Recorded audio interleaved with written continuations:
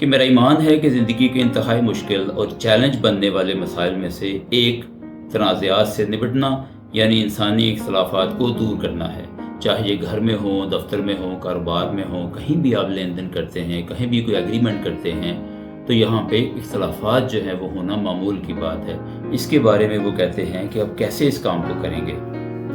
یہاں وہ یہ کہتے ہیں کہ جب دو افراد مختلف سوچ کے ساتھ آپس میں اکٹھے ہوتے ہیں تو کیسے ان دونوں کی سوچ کو سامنے رکھتے ہوئے ایک تیسری سوچ جو ہے وہ اپنانی چاہیے یا وہاں پہ لے کے آنی چاہیے کہ جو ان دونوں کی سوچ سے بہتر ہو اور جس پر وہ دونوں افراد اتفاق کریں اور اس کو اپنی سوچ سمجھیں۔ یا وہ لکھتے ہیں کہ تیسرا متبادل ان متبادلات سے بہتر ہوتا ہے جو فریقین پیش کر چکے ہوتے ہیں۔ یہ خالص تخلیقی کوشش کی پیداوار ہوتا ہے۔